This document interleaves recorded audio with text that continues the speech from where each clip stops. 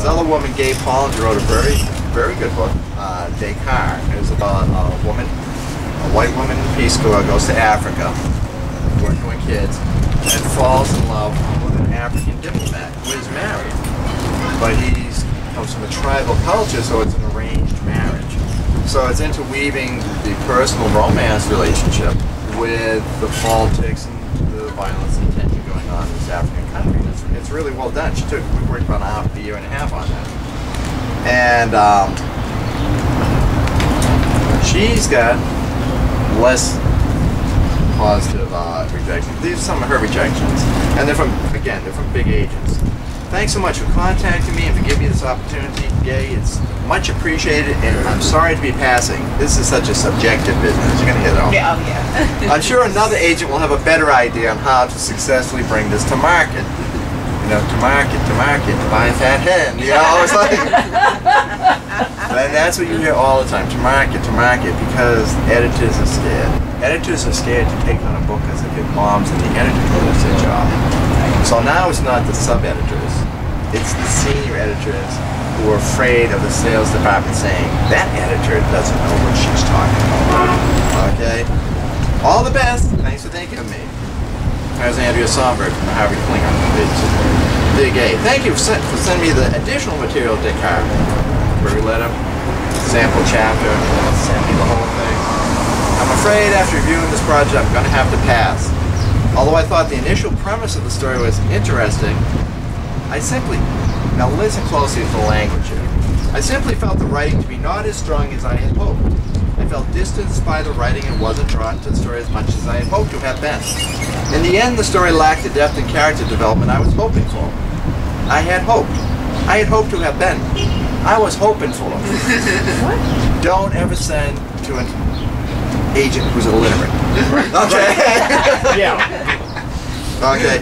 This is a first-person novel. You can say a lot about it, but you're not going to say that writing is distant. You know, by definition, you can't have a distant first-person narrator. You know, unless you're incredibly bad. Okay?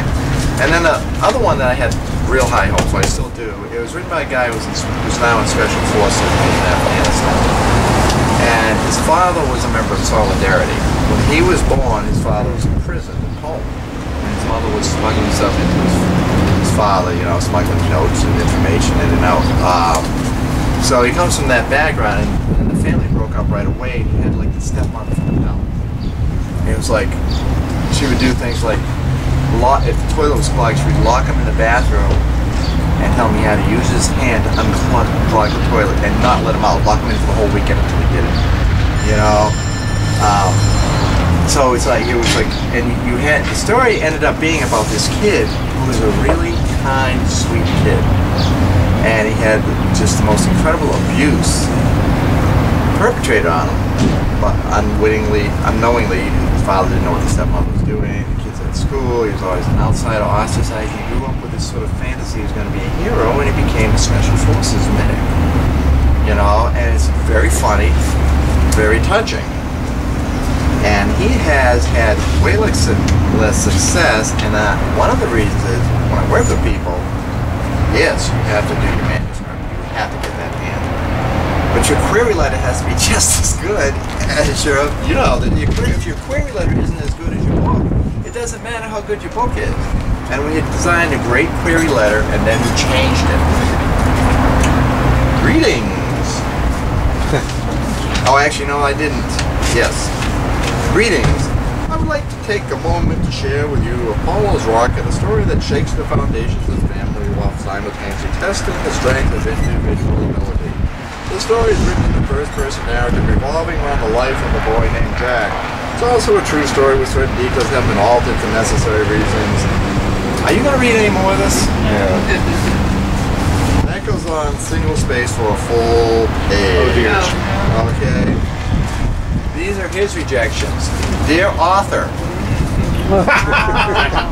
thank you so much for sending the literary agency, Nelson Literary Agency, your query. We'd like to apologize for the personal nature of this standard rejection letter. Rest assured that we do read every query letter carefully, and unfortunately this project is not right for us.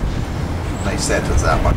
Because this business is so subjective and opinions vary widely, we recommend you pursue other agents. After all, it just takes one yes to find the right match. You all do. Bless your heart. Dear author, thank you for querying the Brown and Miller Literary Associates about your book. We have carefully evaluated your materials, dear author, yes. And regrettably, your project's not a right fit for our agency. These are the letters you get when your query letter doesn't make it past the door. Okay, he had a great query letter. You know, it was funny, it was dramatic, it got right to the point. He's the author. He decided to totally change this query letter. And I'm saying, that's it, you just shut 20 doors. Because of your query letter, nobody even looked at your manuscript, and you can't go back to those people now. You know? Thank you for the opportunity to consider Paul's Rocket. We apologize for this formulaic response. It sounds like he's getting the responses that he solicited. Yeah, it's how you present yourself. You get the exact response. You know, the thing is, your query letter comes in, and it goes in one of two piles. It goes to the big pile here where we say no right away. We take 5 seconds to make that determination. Or it goes into the title tiny pile here where we might look at it. You know? That's what's going to happen. And I got a couple examples of queries that are some rejections I got. To give you an idea. Thank you for sending the manuscript. Thanks for your patience while I read the material. I'm sorry I won't be making an offer to represent the book, given the current very competitive fiction market. We have to fall in love with the story in order to take it on. And that's important. They're right. Even if they fall in love with the story like they do with Heather, they don't necessarily take it on. But you need to research your agents as carefully as you can. You need to find agents. You need to see who they're representing. You need to see the other books they're bringing out and see, does your work fit with this or not? Sometimes you don't. This book I was sending out was very serious literary fiction. Nobody's publishing that. So I had to try to pass lists that were close to that. I love this phrase. My short rejections of all three returns to the target effort to put into your work. And I wish it could be otherwise. The great number of submissions I've received.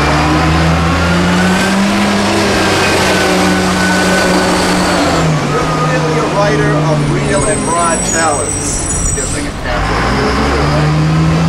Still, I'm afraid this isn't for me. Again, I don't have a problem with that. You know, if someone's not particularly taking my book, nobody can. It's all taste. It's all judgment, you know?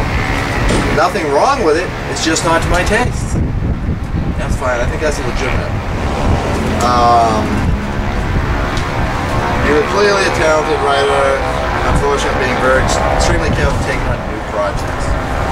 Now, part of the problem, too, with most of us, not all of us, or half of us, once you get over the age of 35, then you're kind of old. You know, it's a youth culture, and particularly in publishing, it's a youth culture. Nobody wants to launch an old author because they don't think there's a market for it. So that's why they're scrambling around. That's why you go into the book review offices and you see the Jackson Pollock. Throw something out there. Something will catch somewhere, anywhere. Okay? Because they're trying to figure out what are these kids going to buy who aren't buying books. You know, and there was a big run past year of blog books. One blog book hit it big, then the next 100 bombed. So nobody knows what to do. Do we publish more blog books? Do we stay away from blog